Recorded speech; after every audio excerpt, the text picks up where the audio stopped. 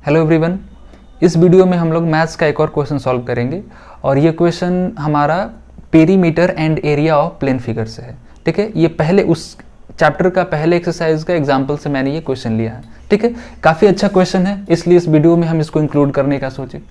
चलिए अब देखते हैं क्वेश्चन क्या कहता है। ठीक है, इस क्वेश्चन में ये कह रहा है the length of a side of a triangle are in the ratios 3:4:5, यानी कि डायरेक्टली उसका साइड नहीं दे रहा है, उसके साइड्स का रेशियो दे रहा है। ठीक है, and its perimeter is 144 centimetre.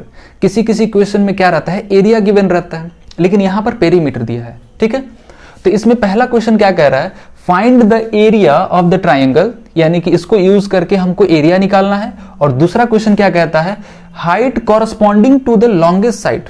ठीक है, height corresponding to the longest side. अब इसमें क्या है कि इन तीनों में से, यानी कि तीनों साइड्स में से जो सबसे लंबा वाला साइड होगा उसके अलोंग जो, यानी कि उसको हम बेस लेते हुए उसके अलोंग जो हाइट होगा उसी को हम लोग बोलते हैं height corresponding to the longest side. जैसे एग्जांपल के लिए हम एक ये ट्राइंगल बनाते हैं। ठीक है, तो इसको हम रखते हैं बेस, तो ये सबसे बड़ा साइड दिख रहा है। ठीक है, ये कैलकुलेटेड नहीं है लेकिन फिर भी ये क्या है, सबसे बड़ा साइड दिख रहा है। तो इसको बेस लेते हुए जो हम हाइट ड्रॉ करेंगे उसी को हम लोग बोलते हैं height corresponding to the longest side. ठीक है, अगर शॉर्टेस्ट साइड, किसी किसी क्वेश्चन में शॉर्टेस्ट साइड भी बोलता है, तो उसके लिए हमको क्या करना है, इस ट्राइंगल को ऐसे रखे या इस ट्राइंगल को इस तरह से ड्रॉ करे या फिर ऐसे ड्रॉ करे, कोई फर्क नहीं पड़ता है। ठीक है, लेकिन फिर भी समझाने के लिए हम बताते हैं कि अगर ये हमारा, ठीक है, कुछ ऐसा ट्राइंगल है, तो ये सबसे शॉर्टेस्ट ये दिख रहा है, इसके अलोंग का जो हाइट होगा ना उसे हम लोग बोलते हैं height along the shortest side. ठीक है, तो इसके लिए हमको क्या करना होगा कि पहले एरिया निकालते हैं। ठीक है, एरिया निकालने के बाद ही दूसरा वाला पार्ट हम लोग बना पाएंगे। ठीक है, तो एरिया निकालने के लिए हम क्या कर सकते हैं, क्योंकि इस क्वेश्चन में तो ये नहीं दिया है ना कि राइट एंगल ट्राइंगल है, आइसोसेलेस है। ठीक है, और इक्विलेटरल तो है भी नहीं, आइसोसेलेस भी नहीं है। ठीक है, क्योंकि आइसोसेलेस होने के लिए कम से कम दो साइड्स का रेशियो सेम होता और इक्विलेटरल होता तो सारा रेशियो सेम होता। ठीक है, तो ये हम कोई फॉर्मूला अप्लाई नहीं कर सकते हैं, राइट एंगल ट्राइंगल का भी नहीं अप्लाई कर सकते हैं, तो मेरे पास एक ही ऑप्शन है, वो है हीरोज फॉर्मूला का। ठीक है, तो हीरोज फॉर्मूला का निकालने के लिए हमको सबका साइड मालूम होना जरूरी है। ठीक है, तो हम मान लेते हैं कि कोई एक ट्राइंगल है और ट्राइंगल का तीनों साइड ए बी सी है। ठीक है, तो ए को हम क्या मानेंगे, यहां लिख लेते हैं, let the sides of a given triangle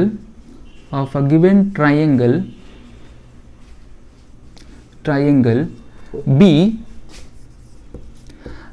naming कर लेते हैं, पहले को हम मान लेते हैं ए, तो ए को हम क्या ले लेते हैं 3x, बी को 4x और सी को 5x।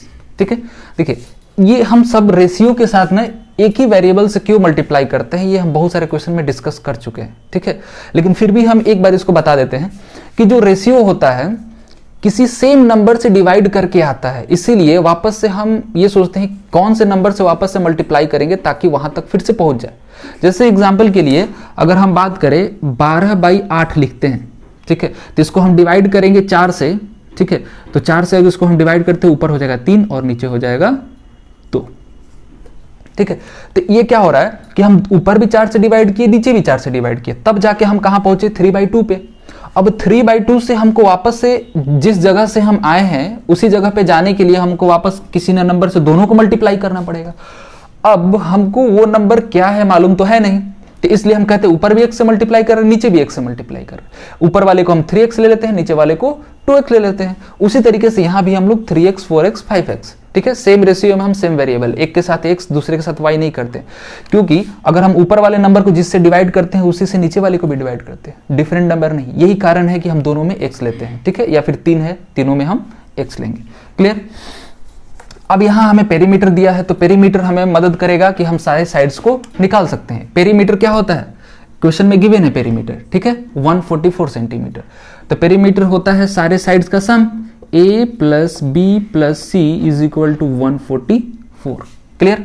तो a कितना है 3x, b कितना है 4x और प्लस सी है 5x। ठीक है, 144। क्लियर। अब ये सबको हम ऐड करेंगे तो ये कितना हो जाएगा 7 + 5, यानी कि हो जाएगा ये 12x is equal to 144। Clear. अब x हमें यहां से निकालना होगा, तो x इज इक्वल टू क्या हो जाएगा 144/12 यानी कि 12। क्लियर। यानी कि x का वैल्यू हम यहाँ 12 लाए हैं, ये नहीं कि हम साइड कोई नहीं फाइंड किए, x का वैल्यू 12 है। तो यानी कि अगर x का वैल्यू हम 12 निकाल लिए हैं तो a b c तीनों मिल जाएगा। ठीक है, तो ये कितना हो जाएगा 3 इंटू 12, ठीक है, ये हो जाएगा 36। और ये b साइड कितना हो जाएगा 4 इंटू 12 48, और ये हो जाएगा 5 इंटू 12 यानी कि 60 सेंटीमीटर। तो तीनों साइड हमको मिल गया यहाँ से 36 सेंटीमीटर, 48 सेंटीमीटर और 60 सेंटीमीटर। ठीक है, अब तीनों साइड मिल गया। अब यहाँ से हम एरिया आसानी से निकाल सकते हैं। ठीक है, इसको हम मिटाते हैं।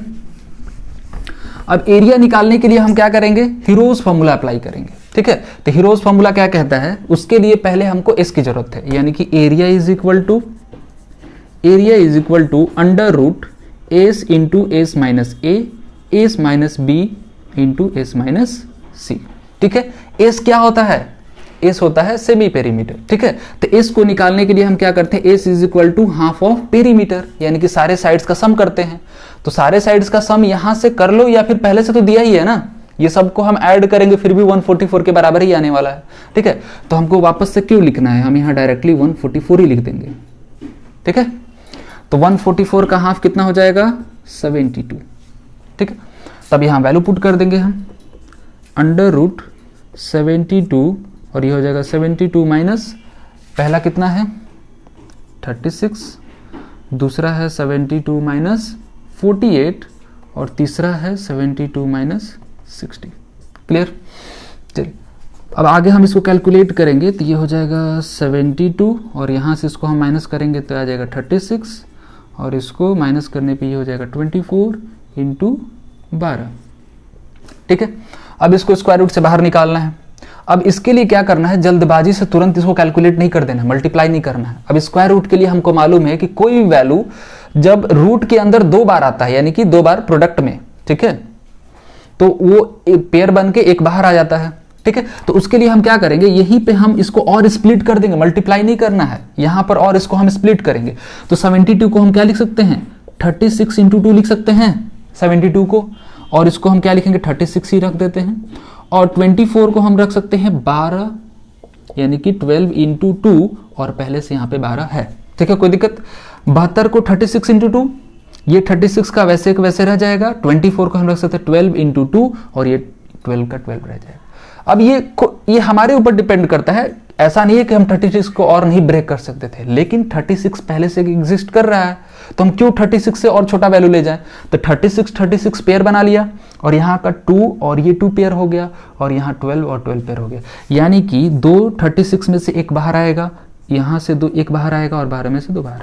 ठीक है, तो हम क्या लिखेंगे 36 इंटू 2 इंटू 12। क्लियर, इसको हम मल्टीप्लाई करेंगे तो यह आ जाएगा 864 सेंटीमीटर स्क्वायर। ठीक है, तो एरिया आराम से यहां निकल गया है। अब एरिया निकलने के बाद मेरा दूसरा पार्ट क्या कहता है क्वेश्चन का, ये कह रहा है कि find the height corresponding to the longest side. अब किसी भी साइड को बेस लेके और बेस के कॉरस्पॉन्डिंग अगर हम हाइट लेते हैं तो एरिया हर केस में हमारा एरिया सेम आएगा। ठीक है, शॉर्टेस्ट साइड ले और उसके कॉरस्पॉन्डिंग हाइट ले, या फिर लॉन्गेस्ट साइड ले उसके कॉरस्पॉन्डिंग हाइट ले, एरिया तो सेम आने वाला है। अब यहां पर हम फॉर्मूला कौन सा लगाएंगे, area is equal to area of triangle is equal to 1/2 into base into height. तो एरिया हमको पहले से मालूम है, और बेस लॉन्गेस्ट साइड लेना है, तो बेस की जगह पर हम 60 पुट कर देंगे, तो हमारे पास वेरिएबल क्या रह जाएगा, केवल हाइट, और वहां से हाइट निकल जाएगा। ठीक है, इसको नोट कर लें, इसको हम मिटाते हैं।